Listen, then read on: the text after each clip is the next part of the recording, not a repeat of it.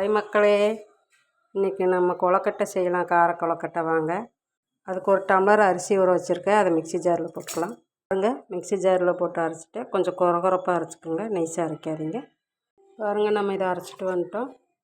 நம்ம பச்சரிசியில் செய்கிறத விட இப்படி அரிசி ஊற வச்சு செய்யும்போது நல்லாயிருக்கும். இட்லி அரிசி போட்டிங்கன்னா நல்லாயிருக்கும், இன்னும் நல்லாயிருக்கும். தண்ணியாட்டு இருக்கேன்னு நினைக்காதீங்க. நம்ம சட்டியில் ஊற்றி வணக்கும்போது சரியாயிடும். கொஞ்சம் கொரகொரப்பாக அரைச்சிக்கோங்க, அப்போ தான் நல்லாயிருக்கும்.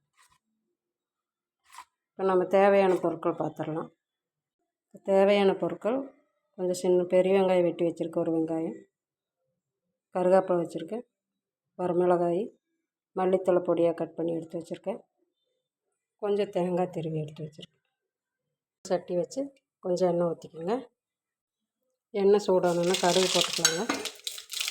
கடுகு நல்லா பொரிஞ்சோன்னா கடலைப்பருப்பு போட்டுக்கோங்க. இந்த வெங்காயமெல்லாம் எடுத்து வச்சுருக்கோங்களா, அது இந்த வெங்காயமெல்லாம் நல்லா வணங்கட்டுங்க. இது நல்லா வணங்கினதுக்கப்புறம் தேங்காய் போட்டுக்கணும். வெங்காயம் வணங்கிருச்சுங்க. இப்போ தேங்காய் போட்டுக்கலாம். தேங்காய் போட்டு நல்லா வணக்கலாம். தேங்காய் போட்டு ரொம்ப நேரம் வணக்க வேண்டியது இல்லைங்க, கொஞ்சம் நேரம் வணக்கணும். இப்போ மாவு ஊற்றிக்கலாம். இப்போ நம்ம அரைச்சி வச்சுருந்த மாவை கூட ஊற்றி நல்லா கிண்டணும், கெட்டியாக வரைக்கும் கிண்டணும். ஒன்று மாவுக்கு உப்பு போட்டுக்கலாங்க. பாருங்கள் எவ்வளோ தண்ணியாக இருந்தது. இப்போ நம்ம கலக்க எவ்வளோ கெட்டியாகிடுச்சு பாருங்கள்.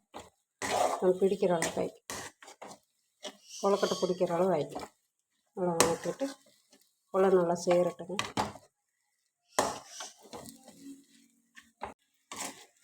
பாருங்கள், இப்படி சட்டியில் ஒட்டாமல் வரணும். நல்லா கலக்கி விட்டுருங்க.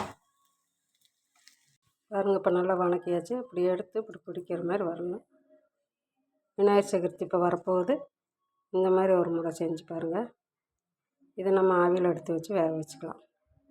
அடுப்பில் இட்லி பாத்திரம் வச்சுக்கலாங்க, தண்ணி ஊற்றி. பாருங்கள், இப்படி பிடிச்சி வச்சுக்கலாங்க. பாருங்கள், தண்ணி நல்லா கொதிக்குது. இப்போ வேக வச்சு